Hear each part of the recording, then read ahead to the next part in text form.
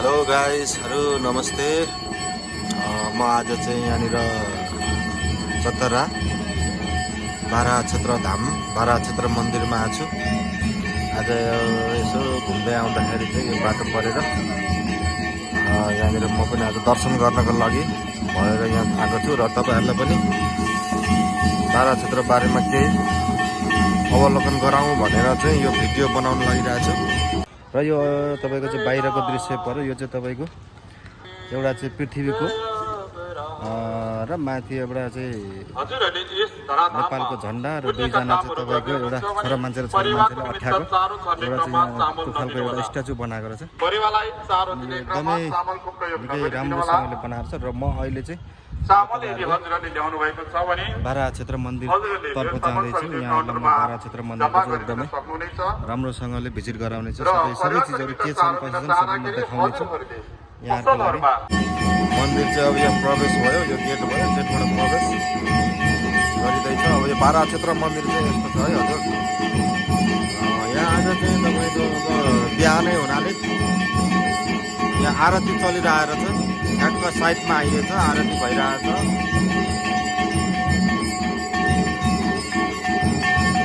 हेर्न सक्नुहुन्छ यो आरती भइरहेको छ यहाँनिर। बिहानै भक्तजनहरू पनि निकै आइसकेको छ। मन्दिर चाहिँ यही हो।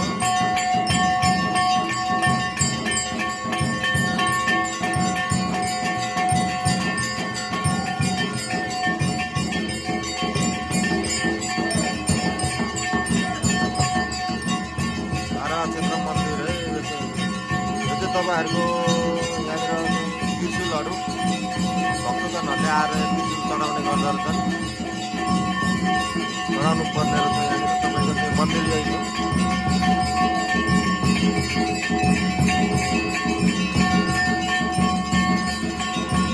यो चाहिँ देख्न सक्नुहुन्छ मन्दिरभन्दा अल्टलतिर यो सप्तकोशी भयो, तलतिर सप्तकोशी। र आज चाहिँ बिहानै पनि भक्तजनहरू धेरै नै आएको पाइयो र अरू बेला पनि मान्छेहरू धेरै नै भक्तजनहरू आउँछन्। यो सप्तकोशी र यताको यो मन्दिर बाहिरको चाहिँ अरू दृश्यहरू हेर्न सक्नुहुन्छ। यो बारा क्षेत्र मन्दिरको चाहिँ तपाईँको निकै ठुलो एरियामा फैलिएको छ। मन्दिर माथि भयो, यो चाहिँ यतापट्टिको तल्लो भागको एरियाहरू भयो। यो निकै ठुलै एरियामा छ, हेर्नलाई पनि एकदमै राम्रो सुन्दर एकदम रमणीय ठाउँ छ। अब यो चाहिँ तपाईँको तल तर्पण दिने यस्तो चाहिँ तपाईँको के भन्छ, बाबामा बितेकोहरूलाई तर्पण दिने तपाईँको चाहिँ श्राद्धै गर्ने ठाउँहरू भयो यो तल। म त्यहाँ जाँदैछु। म यो गएर तपाईँहरूलाई सबै देखाउनेछु। र यो चाहिँ एकदमै प्रसिद्ध आफ्नो बाबाआमालाई तर्पण दिने ठाउँ चाहिँ एकदमै ठुलो प्रसिद्ध मानिन्छ यहाँनिर। धेरै त्यस्तो भक्तालुहरू पनि आउने गर्दछन् यहाँनिर। यो तर्पण दिने यो चाहिँ यस्तो यस्तो बेलामा धेरैहरू मान्छे आउने गर्छन् यहाँनिर। यो चाहिँ अब सप्तकोशी तल आइपुग्यो।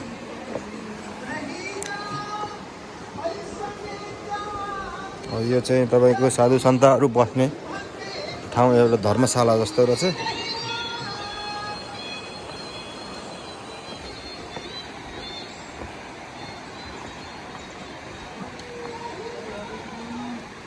यहाँनिर अब पूजाको सामानहरू पाउने ठाउँ।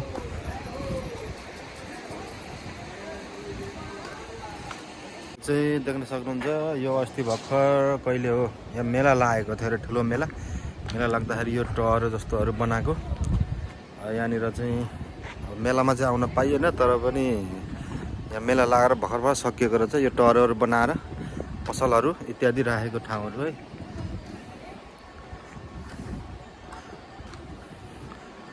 अब यहाँबाट चाहिँ म चाहिँ अब तल सप्तकोशी तर्फ जाँदैछु। यो चाहिँ भयो तपाईँहरूको सप्तकोशी, एकदमै ठुलो छ।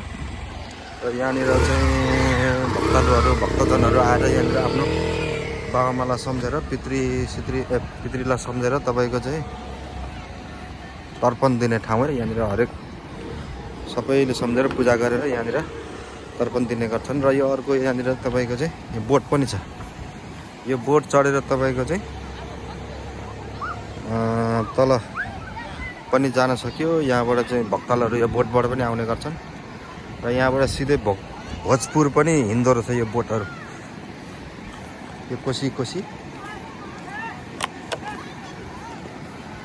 भोजपुरको माथि कहाँसम्म देख्न सक्नुहुन्छ। यो सबै आफ्नो तर्पण दिने भक्तहरू यहाँहरू हुनुहुन्छ। यो बोट चाहिँ तपाईँको तल चतराबाट यहाँ आउने, यहाँदेखि चतरा जाने लाग्छ यो। र यहाँ चतराबाट सिधै तपाईँको चाहिँ भोजपुर पनि हुँदै भोजपुर जाँदै माथि भोजपुर गएर भोजपुरबाट पनि आउँदो रहेछ। अनि यहाँहरू चाहिँ अब तल इनकेस गाडी आउन सकेन भने तपाईँहरू चाहिँ तल चतराबाट यो बोट पनि चढेर आउन सक्नुहुन्छ। यहाँनिर तपाईँको यो खोला भयो, मन्दिर यहीँ भयो। यहाँनिर यो तपाईँको यो चाहिँ सप्तकोशी भयो ठुलो। सप्तकोशीबाट यता बाउडाको आउने एउटा खोला छ।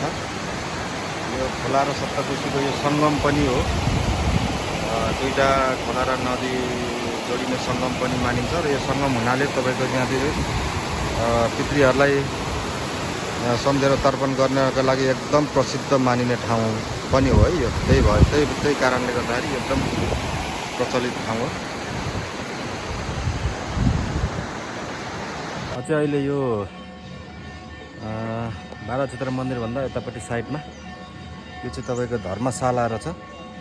निकै ठुलै धर्मशालाहरू छ। यहाँनिर चाहिँ मान्छेहरू धेरै नै भक्तजनहरू इनकेस आएर कोही बस्न चाहनुहुने, यहीँ बस्न चाहनुहुनेको लागि चाहिँ ठुलै धर्मशालाहरू छ। धर्मशाला पनि रहेछ। र यता तपाईँको चाहिँ बर्ग पनि रहेछ। बर्गको जरा चाहिँ तपाईँको यहाँ तलसम्म। यसको लागि चाहिँ वरिपरि बार लाएर पनि यस्तो उसले चाहिँ बार लाएर यसलाई पनि संरक्षण जस्तो पनि गराएर छ। हेर्न सक्नुहुन्छ यत्रो लामो क्या। यहाँ तलैसम्म तल भुइँसम्म चाहिँ जस छुको रहन्छ। तर एकदमै राम्रो छ। र तपाईँहरू पनि यो बारा क्षेत्र चाहिँ भिजिट गर्न, दर्शन गर्न आउन चाहनु हुने कोही हुनुहुन्छ भने चाहिँ आउने सोच गर्नु भएको छ भने जस बाटो चाहिँ राम्रै रहेछ। अहिले चाहिँ पहिले म एकचोटि आएको थिएँ। पहिले एकचोटि आउँदा चाहिँ तपाईँको खासै राम्रो थिएन बाटो। अफरोड एकदमै खतम बाटो थियो। तर अहिले त धेरै राम्रो बनाएर छ बाटो। अहिले चाहिँ ठाउँ पिच पनि अनि अलिअलि अफरोड मात्रै।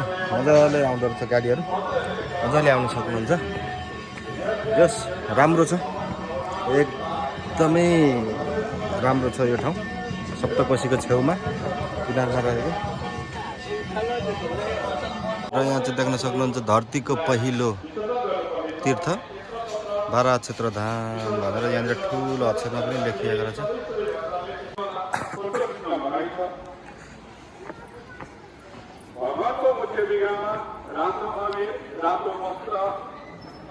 चाहिँ अब फेरि मन्दिरभित्रतर्फ जाँदैछु। तर यहाँनिर फोटो भिडियो खिच्न मनाइ भनेर भनिएको छ। तर मन्दिरको भिडियो चाहिँ अब फोटोहरू खिच्न चाहिँ दिँदैन होला। तर पनि म बाहिरबाट तपाईँहरूलाई देखाउने छु।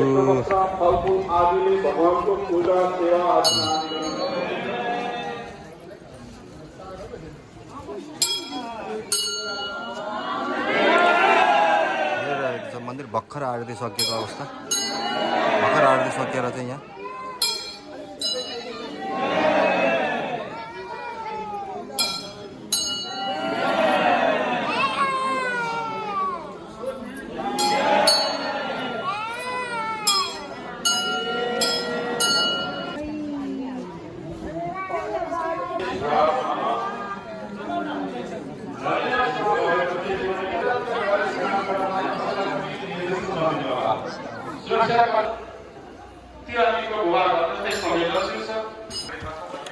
चाहिँ तपाईँको बारा क्षेत्रभन्दा बाहिर निक्लेपछि यहाँको चाहिँ पसलहरूको अवलोकन गर्न सक्नुहुन्छ। हेर्नु होला।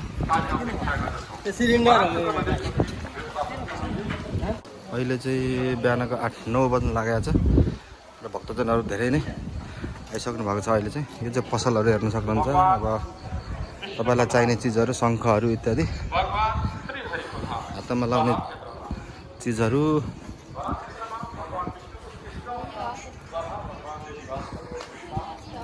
यो बाहिरको पसल।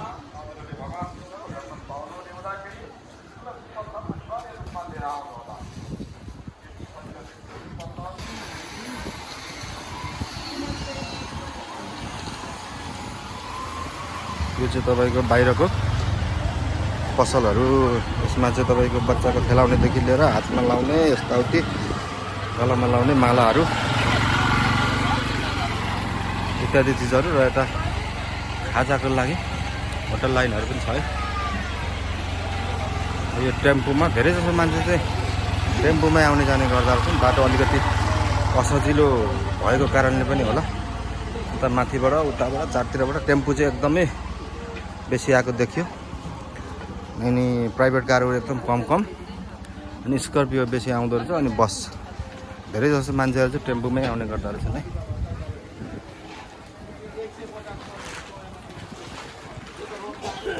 तर अहिले तपाईँको मान्छे चाहिँ एकदमै बेसी आएको पाइयो।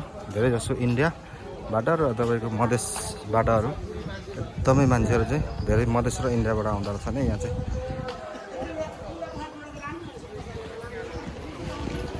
यो चाहिँ मेन गेट भयो।